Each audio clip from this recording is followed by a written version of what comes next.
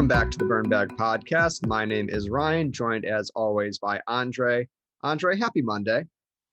Happy Monday. Good morning, Ryan, or good afternoon to where you are. I am in San Diego, California. You are in Washington, D.C., and I am just getting my day started. And Ryan, you are in the middle of some rough classes, I think, right? Yeah, it's just a busy fall season, trying to balance grad/law school. And so, yes, I am inundated in writing and reading at the moment, but Yeah, no complaints. I'm still looking for a job, but I'm having my fruit smoothie for breakfast. It's part of my little weight loss routine. I've lost 8 pounds in 3 weeks off of this Oh, fruit wow. smoothie. You want to know what's inside of it? It's bananas, blueberries, 3 tablespoons of oats, 2 tablespoons of chia seeds, some plain non-fat yogurt, a little bit of 2% milk, and some water. And that's what I have every morning. 8 pounds in 3.5 weeks. Wow. All right. Well, maybe you should hit up Kim Jong-un and let him know how I know. your dieting's going. I think if a terrible, horrific dictator can lose that much weight, then I can too. Absolutely. Anyway, Andre, we have a great episode today with a professor of yours. Yeah, so we have Professor Robert Pape. He is a professor of political science at the University of Chicago. I was privileged to have taken a class with him actually in my last quarter this past spring at UChicago as an MPP on American national security strategy, which was actually oriented around much of his work. So Professor Pape at University of Chicago, he actually leads the Chicago Project on Security and Threats. So he's done a lot of pioneering work on suicide terrorism, on air power and military campaigns. And very recently, he's done this phenomenal report that looked at the January 6th insurrection at the Capitol Riots, assessing who exactly were the people who participated in the insurrection. What were their demographics? Where did they come from? And so on. So very interesting. And he was the perfect guy to really talk about radicalization, this idea of political violence and radicalization, both in terms of foreign terrorism and in terms of domestic terrorism. So Absolutely. And it really was a surprising report. And he goes through the report mentioning some of the things that he found most intriguing and some aspects that require further research, polling, survey, and study.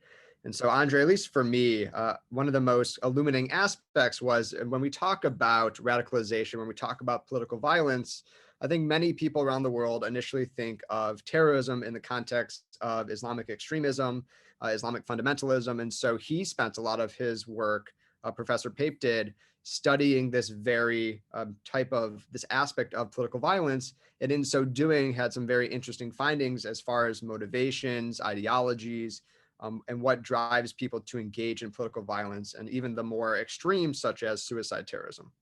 yeah, I mean, for example, he looked a lot at Afghanistan, but he also looked at the Tamil Tigers in Sri Lanka, which were generally a secular group. He's looked at Hezbollah. He's looked at other terror organizations. And he had some very interesting thoughts on how religion ties into radicalization and perhaps the motivation for some groups to participate in suicide terrorism. Spoiler, he actually thinks there's another cause other than religion. Religion's not the main linchpin of that type of radicalization, but you'll hear more about that in the conversation. And yeah, I mean, Ryan, any other thoughts really before we sort of throw to the interview? We'll talk about this kind of in the wrap up, but Andre, I really think that as you and I have discussed, our listeners should pay very close attention to how he kind of defines political violence in the beginning to kind of frame the conversation, but also as we try to connect foreign terrorism or foreign political violence with domestic political violence or domestic terrorism, trying to draw those similarities, compare and contrast. It's very interesting. And you bring up a question about quote unquote occupation that really, at least for me, was one of the main takeaways. And so make sure for all of you listening to pay attention to that. Yeah, occupation as a way of leading to further and intensified radicalization, both in terms of foreign terrorism and then perhaps if there's a link to domestic terrorism as well. Professor Pape is a great expert on this stuff. I mean, one of the reasons I really went to the University of Chicago for my graduate education was because of people like him. The opportunity to take a class with him was incredibly invaluable. He's one of the foremost experts on this stuff, so you're in for a real treat. Absolutely. And without further ado, On to our conversation with Professor Pape.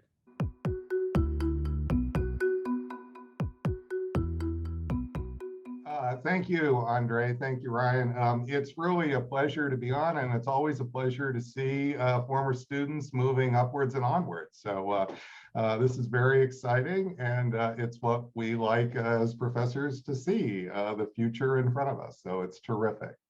Thank you. So I guess our first question is to sort of lay the foundation for this conversation. What exactly is political violence? What is radicalization? How do we understand these terms in our current political context and perhaps scientifically as well? So what we mean by political violence is violence against people or buildings for political purposes, not criminal purposes. So when you hear the phrases looting, when you hear the phrase robbery, those are crimes. And political violence is a crime too, but those are crimes where the purpose is typically related to money or gain of a material sort, narrowly for the individuals involved. Think of drugs, for instance, as criminal violence. Political violence is very different. Political violence sometimes can benefit by having circles with drug runners and so forth, or people that would help launder money, but fundamentally, political violence is about pursuing political objectives, about overturning the results of an election, about establishing an independent homeland for a group, about establishing autonomy or political control over territory for a group, about establishing redistribution of economic benefits across society as a whole, not just narrowly for individuals involved in seeking personal gain. So political violence is criminal. I just want to be clear. It's against the law, but it's not criminal in the sense that the motive is about narrow personal gain, material gain. So with political violence, we really are looking at something bigger, and that means it's then a question of how do you explain that? So then it seems like we have to look to ideology when we're thinking about political violence and radicalization. So Professor Pape, how exactly does ideology fit into radicalization? For example, is religion a driving force behind groups like ISIS, or is it really something else? So ideology is a big word, and big words have a lot of meanings. And so when we dilute the ideology down to simply the mindset of a group of people, well, then necessarily ideology must be somehow a driving force. But notice when I dilute the meaning down to a mindset of a group of people, I really haven't told you very much. You see what I mean? That's not really an explanation. It's almost a tautology when we use ideology so vaguely. Now, as you just though said, you started to get a little more specific. Well, what about religious ideologies? Are some religions more violent than others? We could also talk about economic ideologies like communism. So during the Cold War, we could talk about, are communist groups more violent than non-communist groups? After the Cold War, that whole debate fell aside, but got replaced quickly with, are certain religious groups more violent than other groups, secular or different religious groups? So now, how would you know they were more violent? They would be more radicalized. That is, pound for pound, there would be more adherence to violent sentiments and more participants in violent action. So when we talk about radicalization, we talk about adherence to violent sentiments, supporting violent ideas. That's the passive supporters. And then we also mean participating in acts of violence. Those are those active supporters. So we can separate radicalization a little bit more. But fundamentally, what you can say is then we can start to say, well, are certain religions or certain religious groups really driven to, just from their inner workings of their religious ideas, to be more violent? Or do circumstances lead to the violence? You see? So the opposite of a set of ideas in the mind of individuals, and also specifically religion, is circumstance, strategic circumstance. So do we see, in the case of terrorism, for instance, groups that are religious always and constantly carrying out terrorist attacks and have supporters for their acts? Or do we see that terrorism ebbing and flowing with the strategic circumstance of those groups? And moreover, do we see non-religious groups in similar circumstances adopting similar behaviors? So now what we've done is we've explained this possible role of a specific form of ideology, religion, what we're looking for in terms of the outcomes, and then how to compare it to a non-ideological argument, strategic circumstance, to see which are the key drivers in the areas of political violence we care about. So Professor, just a quick follow-up. When we're looking at when groups engage or when individuals engage in political violence, many groups that are around the world today are not violent groups. They're political groups, there's activism, but they may not necessarily move towards violence.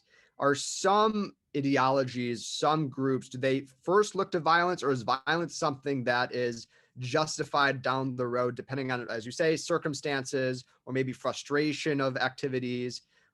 Is there kind of a spectrum through which, or maybe a pattern that we see in how groups can move towards political violence?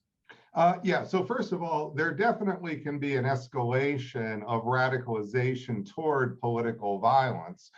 There can also be a virtually irreducible amount of political violence in the world, in any country, at any point in time. That is a low level, the below which it's very difficult to get below. And when states do try to push below it, it often spikes up. So there can be, so what we're really interested in is understanding when that radicalization, when that grows in terms of masses and mass support. And then also when that grows in terms of collective violence, not just one-off acts of violence by one person that might occur once a year or even several times a year, but what's occurring here in a collective way, either because there's a series of individuals acting in a campaign style within, say, a narrow span of time of a year, or a burst where you have a collective event occurring, and you have collective violence of multiple violent actors coming together in a cohesive way. So yes, we can talk about this. There's a growth. Some people would say from a religious perspective, well, I'll tell you what explains that growth, Professor Pape, especially at terrorism and say suicide terrorism. It's that Islam is just more violent than other religions. They'll give an explanation for why that's true. And then they'll say, and so what you have is you really have a trajectory where a devout individual, there you have a Muslim, who then will become a devout Muslim, and then in the process of becoming a devout Muslim will wall him or herself, typically a him in this argument, from the rest of secular society or even non-devout Muslim society. And then that process of walling themselves off will radicalize them, they'll say, even further to become a murderous Muslim. And then as they go down that trajectory even further, they'll become a suicidally murderous Muslim. You see what I mean? So that would be that radicalization pattern that you just asked about, Ryan, more specifically unpacked for the religious argument about the driver of suicide terrorism. Now, my work actually started when I started compiling the first complete database of all suicide attacks around the world, which I did shortly after 9/11. There were no databases like there were today, so this is how that whole project and my work on this all got started. I adopted that view. I thought I was looking for this religious spectrum of radicalization, and I was going to discover through detailed biographies of Muhammad Atta, the ringleader of the 9/11, and just other suicide attackers, I was going to discover the key transition spaces of what led to a secular, normal, ordinary Muslim becoming devout Muslim, becoming murderous Muslim, becoming suicidally murderous Muslim. You see what I mean? And the course of doing that, I collected this first complete database of all suicide attacks. And then as I was starting to look for that trajectory, other patterns just jumped right out. They were unmistakable patterns. And those patterns were, number one, that 95% of these suicide attacks around the world, again, first time we had studied them around the world, were happening in a specific situation. They were happening in response to a foreign occupation, or at least what I mean by an foreign occupation, an alien occupation, where a major power was sitting on top of territory that the terrorists prize. So think of Israel invading southern Lebanon. That's clearly a foreign power coming in. Israel having nearly 100,000 ground forces, thousands of tanks and armored vehicles in '82 to do that. Also, you could see in cases like Sri Lanka, where there was, you could call it more of an internal occupation, where there's a government, a government, and it is occupying a portion of its territory that is wanting to be controlled separately. This is the Tamil part of Sri Lanka. So there's the Sinhalese, the majority group, that forms the government, but there's a Tamil minority, 22% on the island, who was trying to break away and have their own little mini nation state. Well, both of those situations were producing quite extreme suicide terrorism, but they also differed in some fundamental ways. The Israeli case, the Lebanese, who we're talking about, Hezbollah, other groups in southern Lebanon some were very religious. Well, in the case of the Tamil Tigers, their suicide terrorism was 100% secular. In fact, the Tamil Tigers were not Muslims, they were Hindus. And in fact, the Tamil Tigers were not religious, they were Marxist, meaning anti-religious. They didn't believe in heaven. So the way we would understand it in the normal sense. So it is, that led right away to me looking for other explanations of what was occurring with suicide terrorism and the escalation of suicide terrorism.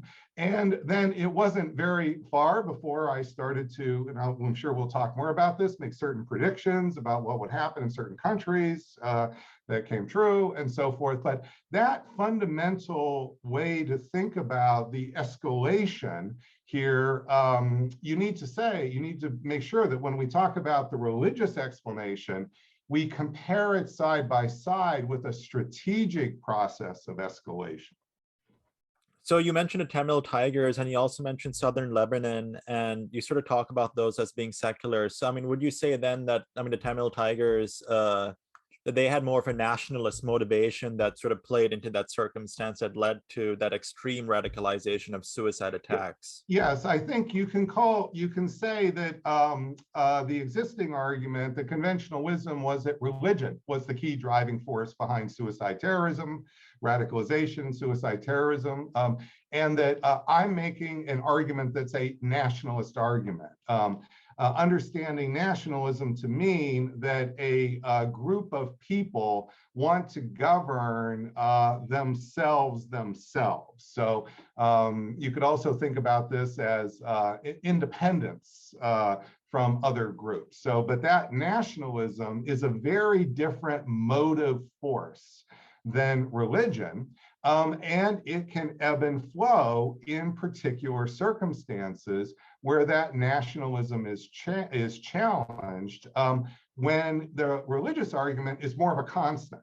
You see, so the religious arguments, if they were true, you would have expected to see much more constancy. It's the nationalism and the variation with the circumstances that challenge the nationalism that help us to explain the ebb and flow of suicide, terrorism, and so forth over the last 40 years. So, Professor, I'm curious about the means and the mechanisms of warfighting and how that impacts radicalization, because, of course, we know that there are many ways in which foreign powers or other groups can engage in warfighting. And so the drone warfare or air power versus maybe on the ground combat, how does that kind of change, or does it change how radicalization progresses or how groups may respond to an occupying power? Yeah, so the technology does matter, Ryan. Let me start by going back to the nationalism idea and developing the mechanism there first, a little bit deeper with nationalism. So what it is about nationalism that's inspiring the radicalization is not that some nationalists or Islams are more violent than others. It's that what nationalism means is control of your own destiny. Wanting to not have another group, a group especially that's very different than you socially, politically, even religiously, but also just different than you, telling you how to run yourself, your family, your children, and your community, you see. So what nationalism is all about is having the freedom to determine your own future, your family's future, your community's future, if you see.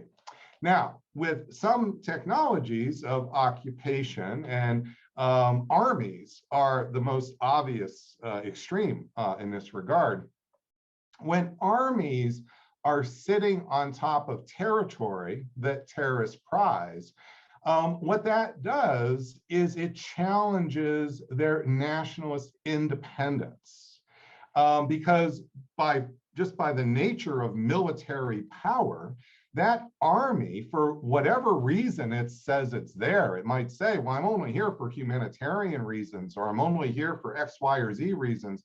Well, what that power gives that agent is the power to control the politics of that territory. So when you send armies in, armies then determine who is going to be the government and how independent that government is going to be. When we invaded Afghanistan, for instance, in 2001, we picked Hamid Karzai to become the next president after we toppled the Taliban. So we toppled the Taliban, and then we picked Karzai, and Karzai isn't even in the country at that time. We have to bring him in secretly. And then we install him on December 22nd, 2001. There's no election. There's no loyal Yurga. We just say, here's your new president, Afghanistan. You see, that's how are we able to do that? Military power is able to do that, okay? So when you have power, you're able, and armies are your biggest way to understand that power. Now,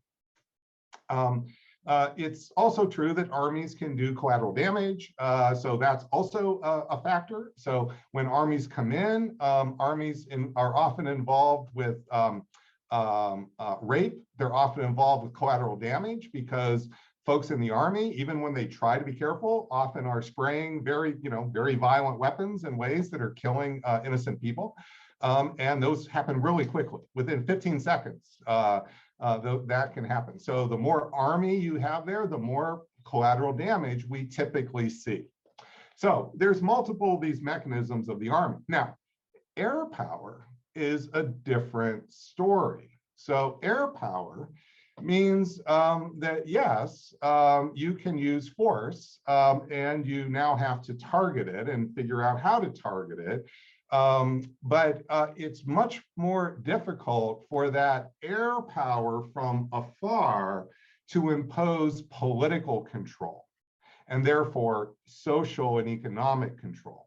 And that's one of the big reasons why folks who this debate is occurring, a lot of folks want that political control. They want to be able to control society. So in the case of Afghanistan, if you believed that 9/11 was a product of religious fundamentalism, Muslim fundamentalists, then you would believe, as I believe George W. Bush did, that the only way to really inoculate the United States against another 9/11 was to rid the world of the worst Islamic fundamentalists in the world. And so how would you do that? Well, that's not enough to just go and target them because of this religious, this spectrum, this radicalization process. So you've got to take out the devout, you see, not just those that are now mobilized. You got to get the devout Muslims. Now you can say those devout are radical, and Americans will hear that because they don't know like all this is too detailed and so forth for most Americans. But notice that once you understand that spectrum of radicalization, and we say, well, the devout Muslim is the linchpin, we got to take those out. That means a lot of things. That means, number one, we're targeting people that may have no violence in their background whatsoever. Number two, it will make a lot of sense to want to not just go into a country to take out Al-Qaeda or the actual mobilized, radicalized part, but to go in to transform the society as a whole, to wring that Islamic fundamentalism out of the society, taking out the devout linchpin, you see. So that helps to explain why we go into Afghanistan, and we are, at first, it's quite right to go in. And by the way, we did use mostly air power with some special forces in the first month or so, but still, we go in and we are going after bin Laden. We say we want his head on a platter, dead or alive. We do knock out the bases, the Al-Qaeda bases from Afghanistan, but then very quickly, within just a matter of months here, certainly by a year, we mission creep. We mission creep to nation building. Why? It's the belief that religion drives terrorism and suicide terrorism.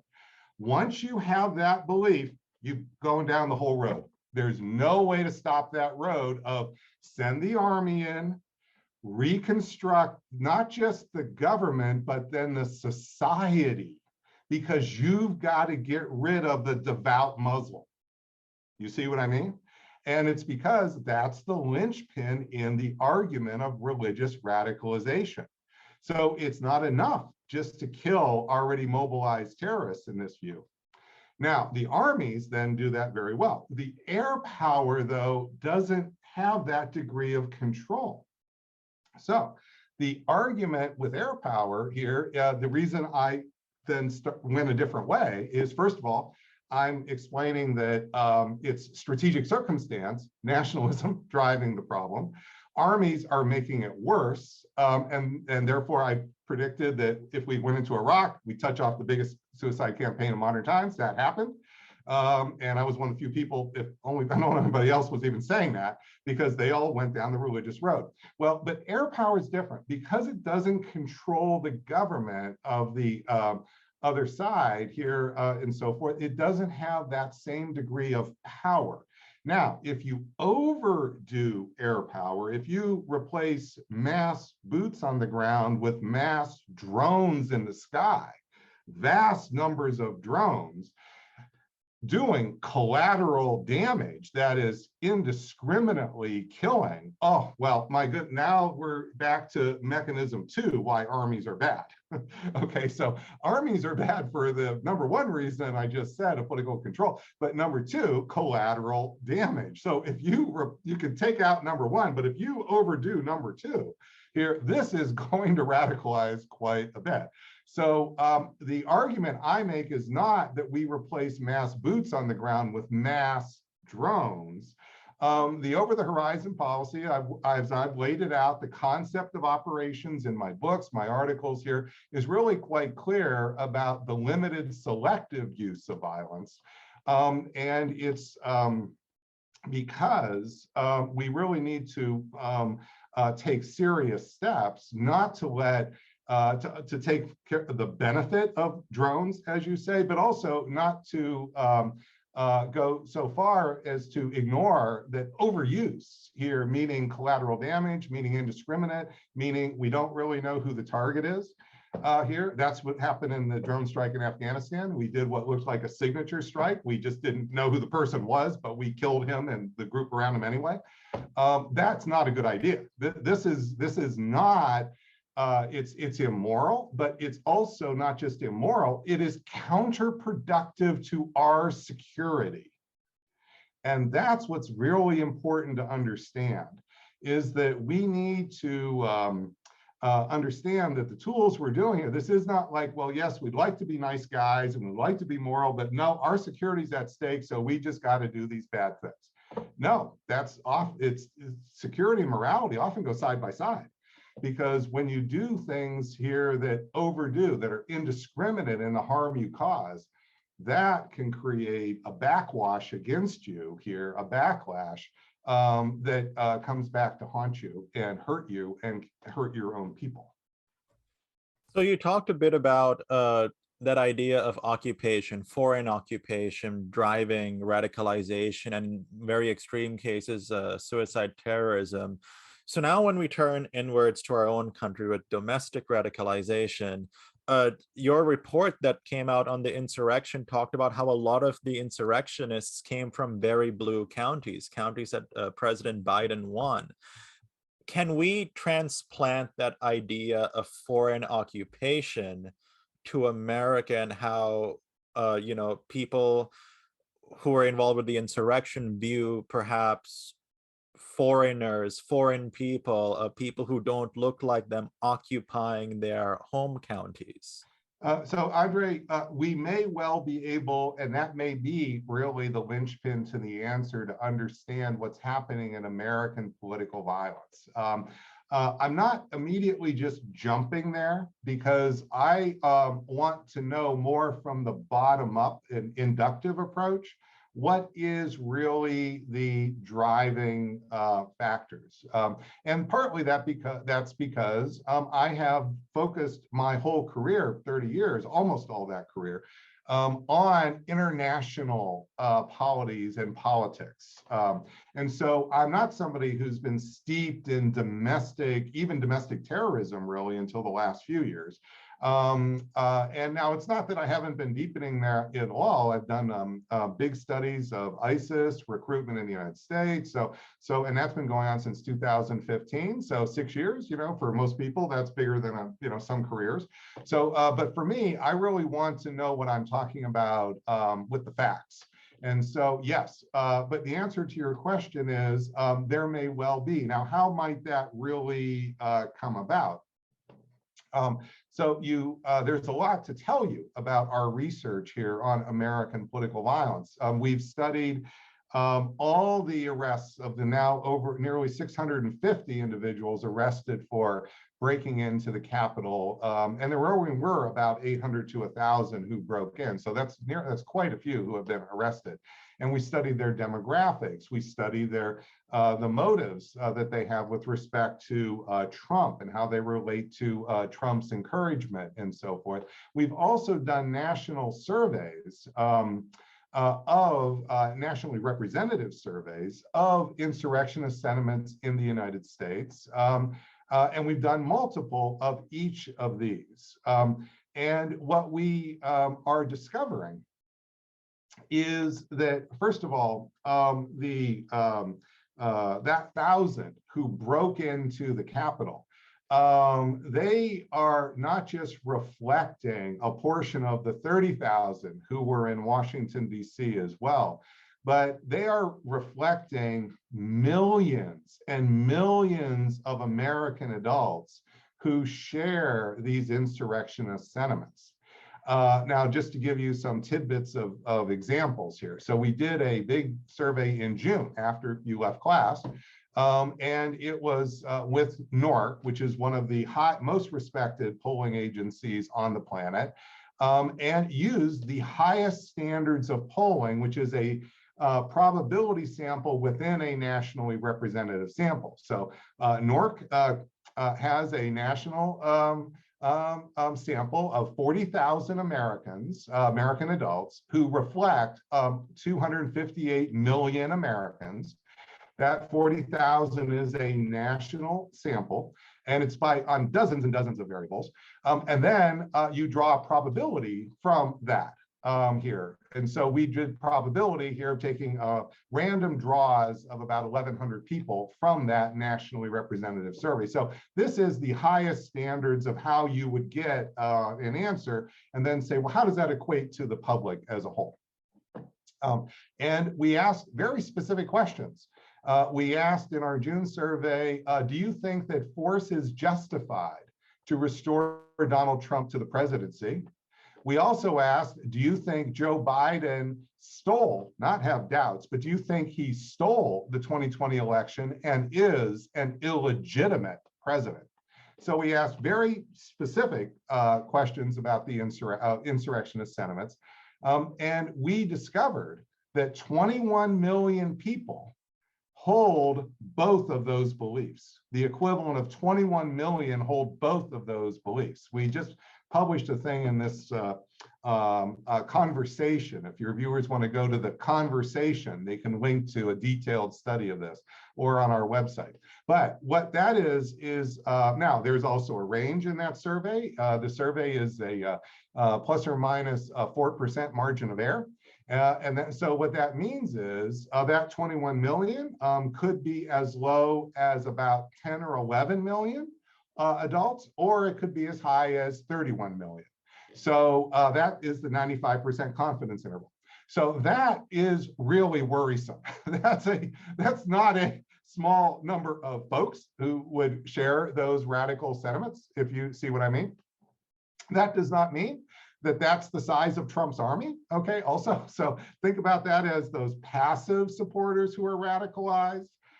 They matter because, number one, the passive supporters are the folks who don't provide intelligence to the FBI. The passive supporters are the ones where the active are likely to come from, okay? And three, the passive supporters provide the legitimacy, the moral legitimacy for why the violence is morally legitimate. You see, so that is a huge amount of folks. And we further found that the drivers here, one of the key drivers is the fear of the great replacement. The idea that the rights of minorities are overtaking the rights of whites. That is also something that we found not just in our June survey, where 63% of the 21 million believe that, and it's also, with regressions, a statistically significant factor. But we also found that factor of the great replacement when we looked at who was arrested for January 6th. So those 650 who have been arrested, as you just said, they've come from, half of them, over half have come from areas Biden won. Very, very striking. But what's really driving it, the counties they come from, besides simply this number of people in the county, the number one factor that explains what is special about the county is loss of white population since 2015. And by the way, you could go back to 10 and 2000, it wouldn't matter, but it's the loss of the white population. So the more the county lost the white population, the more prone they were to send the insurrectionists. Interestingly, the more the county voted for Trump, the less likely. Interestingly, the more rural the county, the less likely. So it really is, so coming back, Andre, this long-winded way to, you see I'm a professor, which is that coming back, so yes, that idea of an occupation, or at least a perceived occupation, can be playing quite an important role And it can lead people to think they're patriots, when the rest of us are looking at that going, what do you mean? You see, this is how we're trying to demystify what's going on with the insurrection. So Professor Pape, we had Will Carless on the podcast a handful of months ago. He's a USA Today correspondent and was in DC on January 6th. And he said the most surprising thing was the diversity of the crowd: young, old, white, non-white, just a variety of individuals, male, female. And so when you look to your studies, does that kind of track as far as demographics that may be surprising you? And what about your study was surprising? Yeah. So we can say with high confidence what the diversity and demographics are of the 650 who were arrested for breaking in the Capitol. The rest of that 30,000, nobody knows, Ryan. I mean, I'm telling you, we have people that have tried to study like cell phone traffic among them, but that doesn't give you any of the diversity information, you see, and you don't have their personal cell phones anyway.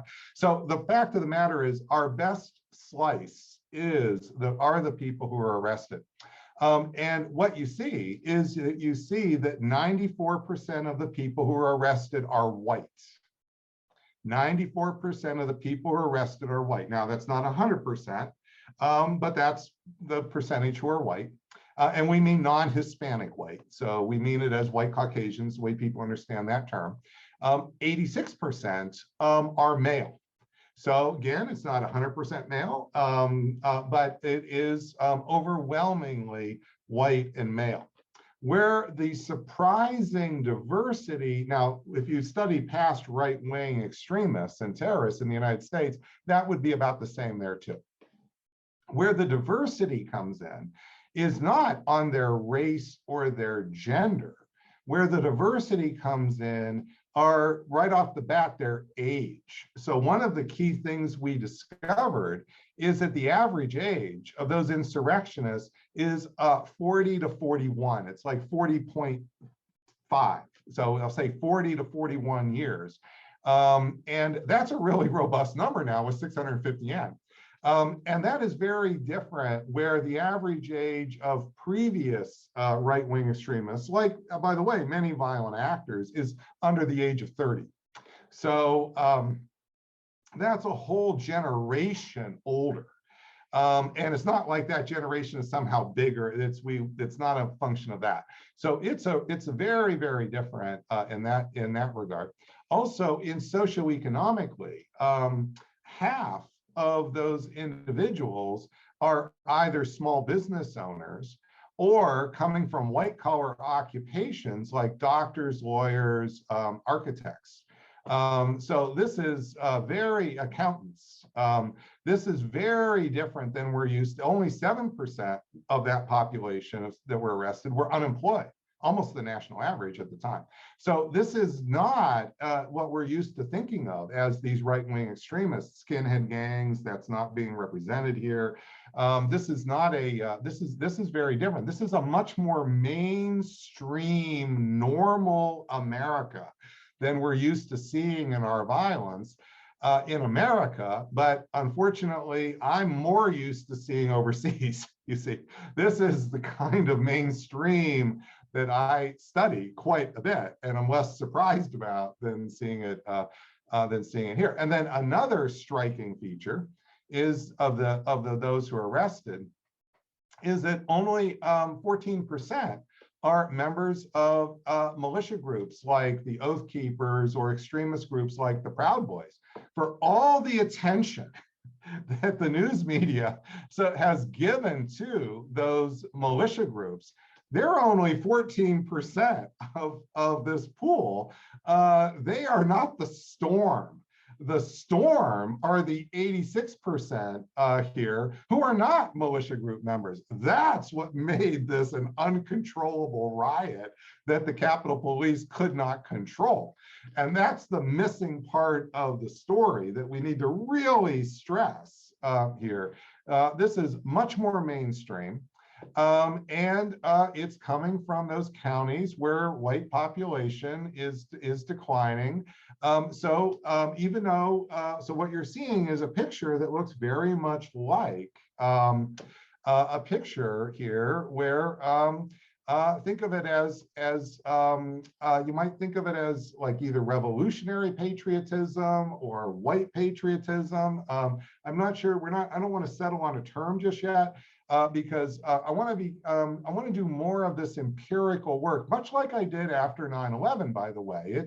I spent a lot of time, 6 days a week time here, understanding those suicide attacks before I started to jump out with patterns here. So this was not just do a quick, Google search and then come out with data. This was to really ground it in empirics. And so that's what you're seeing here with our project now as well. So when you talk about, many of these views being mainstream and that very scary 86% of those insurrectionists really being non-militia, is there a Trump effect? Was this radicalization inevitable, or was it truly bolstered by the presence of Donald Trump? Yeah, so I do think there was likely, I want to say, a Trump effect, and I think I can give you even now some good evidence for that.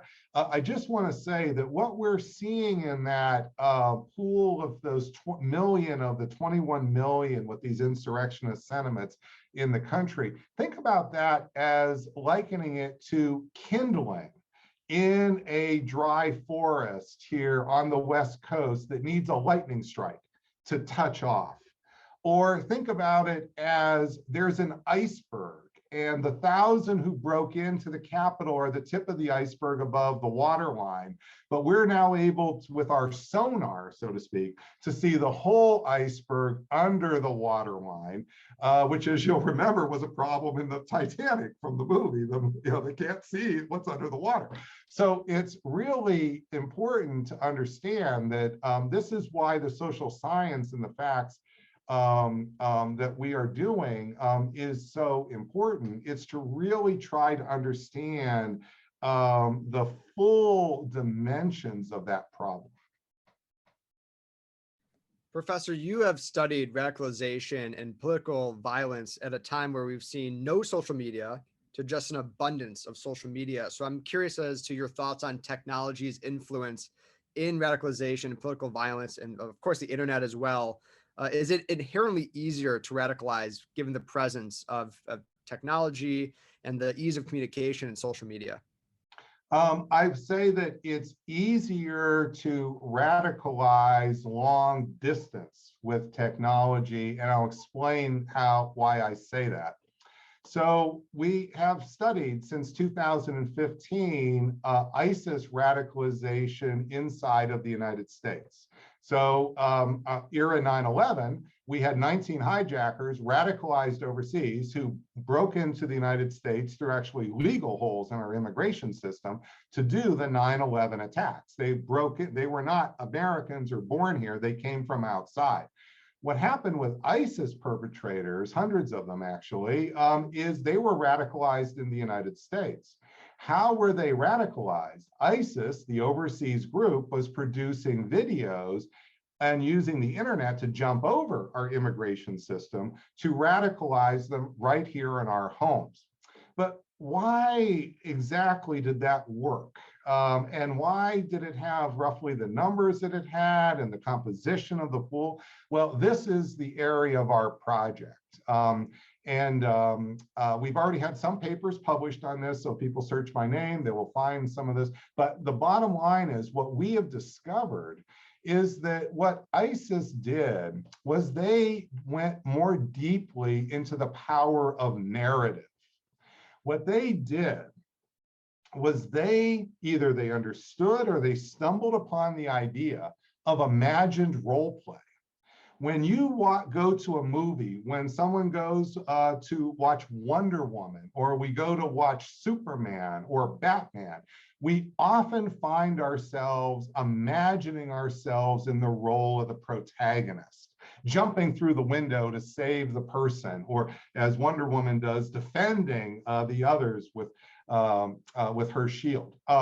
And that imagined role play is when we try on the character in our minds and we start to adopt some of the characteristics. Well, ISIS started to develop narratives along this line, and not just one narrative, but several different types of narratives that appeal to different types of people in the United States. Now, Muslims, to be sure, but they developed a narrative to appeal to converts, recent converts. That's called, we call it a heroic narrative. It's more like somebody like the Lone Ranger or Bruce Willis from Die Hard, who's outside of a community and comes in to save it. That's what a convert is. They're outsiders to a community. Then they also develop a social narrative where the individual is part and parcel of the community and is stepping up from within the community when the community is under threat. Think about that as the patriot who's in us, who steps up. Well, those two different narratives were not just like sequence, but have protagonists. They develop them. They use some of the Hollywood screenwriter tactics. So this isn't just technology and Studio Pro. This is a very sophisticated, tailored approach to using the internet through a more sophisticated narrative approach. And that is very special because that's something, notice it's not religious, it's not about ISIS. That's a technique here that can be used by domestic terrorist groups. Makes me worry quite a bit about Stuart Schiller. I don't know if your readers or your listeners will know, but they can go to the internet and they can look up videos that Captain Stuart Schiller, a Marine captain, has made as a result of Afghanistan. And you will see a lot of this narrative type I'm talking about. And you'll see that you could easily imagine people, especially if they have military service, watching these videos and doing imagined role play to put themselves in Schiller's shoes. And you'll see he has calls to action in his videos. So this is not, so the internet has created opportunities. But it's not just like the internet in itself. The really like important change has been the internet combined with sophisticated use of narrative. And that is really different. That's different. And by the way, also that heroic narrative, that Lone Ranger narrative I just pointed out, notice that that doesn't have nationalism in it. So that's why, so not everything I'm saying is just going to be come back to the old frameworks. This is, that's stepping outside that bounds of nationalism. The social narrative, not, that's nationalist, but this is different. And so it's important as we go forward that we understand more cleanly the new wrinkles, if you would, in radicalization. And it's not about the old debates on religion or not. I mean, these are in my mind, you know, these old debates here, which I don't think have been very productive. I think they've gotten us in a big hunk of trouble. And we've had to dig ourselves out of these two mistaken wars for nation building, which we should never have done, and have only produced more terrorists than they killed, and took and diverted us, by the way, the two wars from going to get bin Laden for 10 years, the guy who actually was involved with 9/11. But what I'm saying is we also need to be aware that, yes, as you're saying, internet technology has opened some doors, but we need a more sophisticated understanding of exactly what that means. So my last question, we've talked a lot about radicalization. I read the article earlier today you had actually mentioned, and I believe there was a 7 million number of Americans who are both armed and also willing to use violence to put President Trump back into power. So in the future, are we just supposed to just let them be the 7 million, or like how can we go about de-radicalization? Are there strategies for de-radicalization? Is there research showing how people can be de-radicalized in huge numbers, or is this just a thing that's going to be with us for a long time? Well, the very first thing to understand, Andre, is that what we need is now even more diagnosis. So at every step in the last year, and this is now September, that I've done this new research, journalists or folks in government keep pushing for, give me this solution right away to solve this thing tomorrow. What I'm telling them is this is like COVID. We need research and diagnosis here. And notice when we tried to do things in March of 2020 without that research and diagnosis, well, we put older people back in nursing homes, which turned out to be an exact disaster. And it's because we tried to do, so what we need to do is, first of all, understand the need for this level of diagnosis. Now, once we do, we may, and this is part of our survey project, is to understand, say, the role of social media compared to mainstream media. And then also to see the role of objective circumstance versus mythical circumstance. So these are very important in order to understand either the medium of certain messages that may be helpful, and also the types of whether messaging alone can be helpful. But we can't just jump to those very quickly, despite the need to, the obvious urgency for this. Because if we do, we're just likely to make matters worse. So this, we are already underway as we speak. This is September 24th. Here, we are already underway in a whole new wave of national surveys, ethnographic focus groups. We have been commissioned by the Pentagon to do a military study. So between now and we hope November, we hopefully will have an even better set of diagnoses, and we hope to be starting to point the way ahead.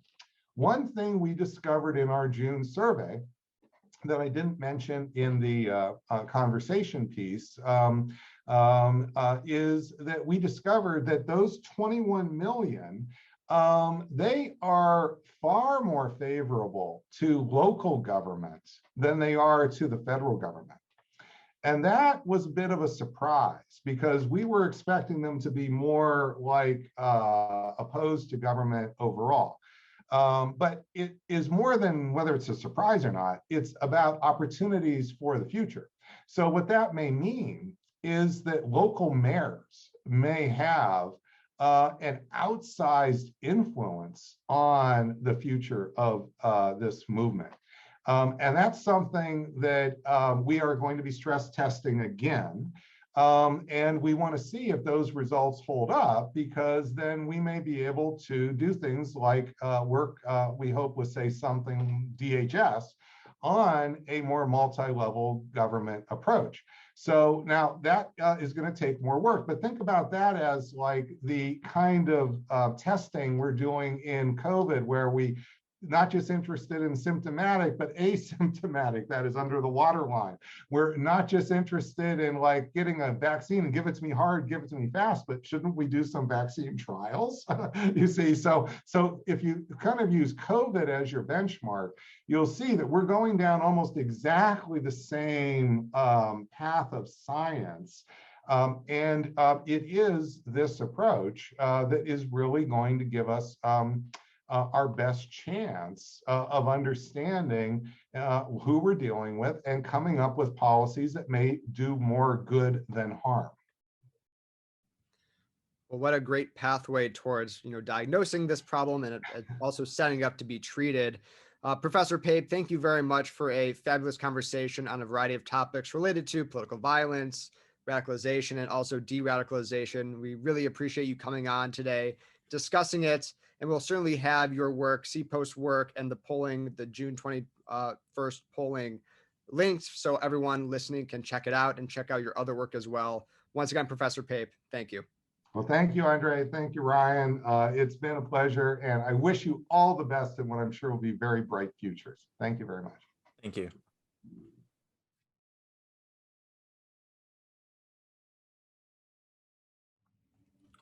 Well, that was our conversation with Professor Robert Pape. Ryan, really a fascinating conversation that sort of touches on really a broad array of of really different issues touching on radicalization, both in foreign terrorism with ISIS, with Al Qaeda, even with other groups that we may not have heard as much about, Hezbollah, the Tamil Tigers, and then sort of linking it to domestic radicalization, because I mean, right now, that's one of the biggest threats our country faces: domestic radicalization, domestic terrorism, as we saw on January 6th, and as we've covered really a lot on this podcast with many other guests.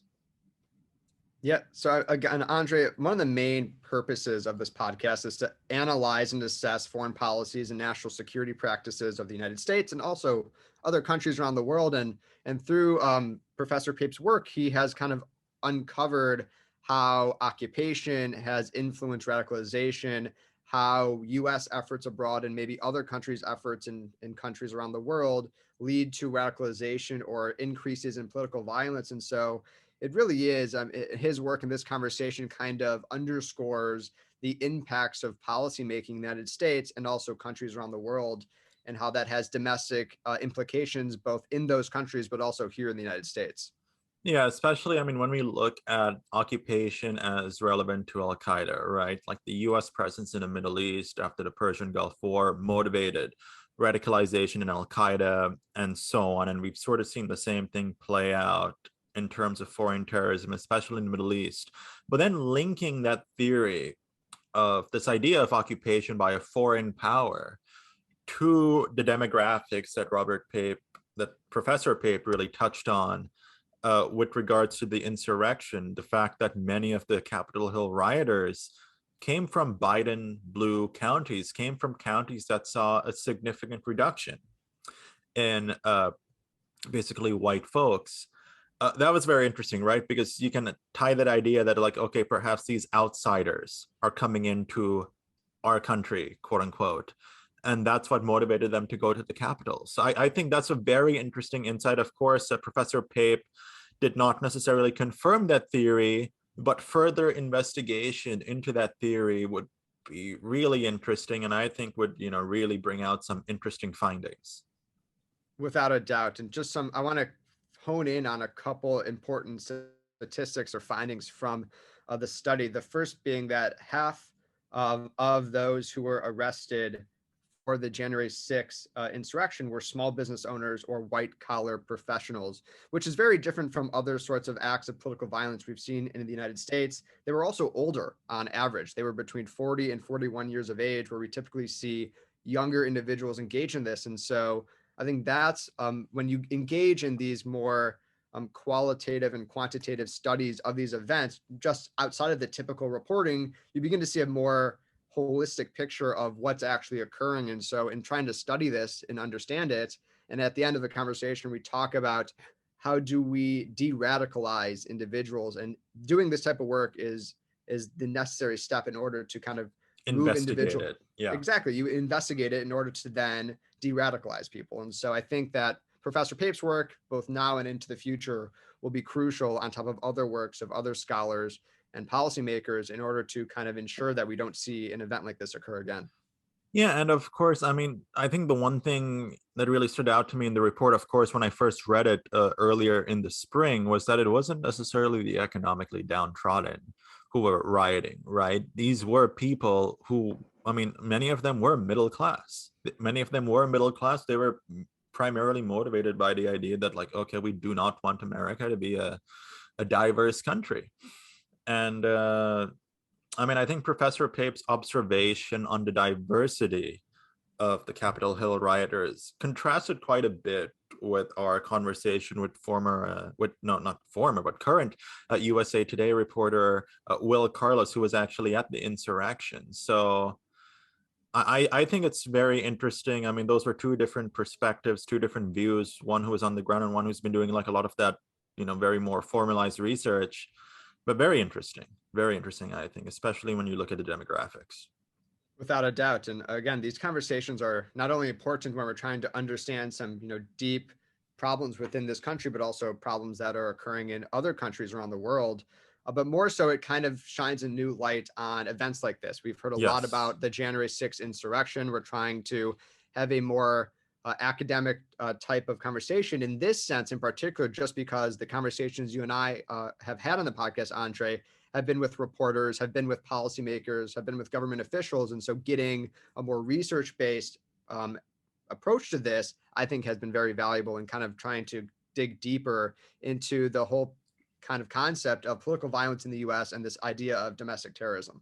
Absolutely. And I think another really important fact that he noted was that I think Proud Boys were on 10 to 15% of at least the data he had in terms of the rioters, which, I mean, I think we really focus on Proud Boys quite a bit with regards to domestic terrorism, but he really talked about the mainstreaming of political violence, which is an inherently dangerous national security topic, an inherently dangerous homeland security topic, the mainstreaming of political violence, and the idea that this is really festering. This has been festering for some time.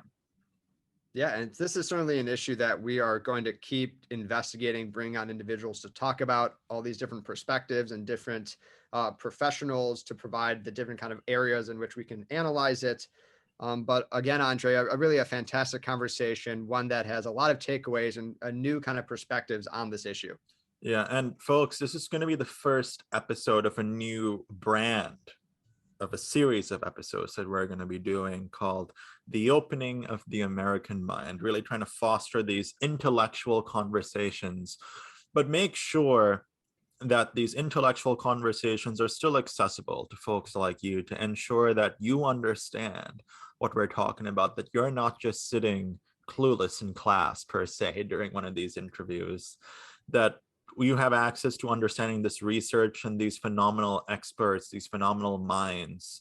We have a great episode actually coming out next Monday, sort of the second in this little series, The Opening of the American Mind, with Dr. George Will, the noted conservative political commentator, longtime political commentator for 50 years since the Nixon administration, talking to us about foreign policy in the conservative movement, in the Republican Party over the last half century. So stay tuned for that. We're also still doing the Sri Lanka miniseries, and tune in to us on Friday for the latest edition of What in the World. Thank you all for listening, and make sure to follow us on social media at BurnBagPod. And as always, we'll see you next time.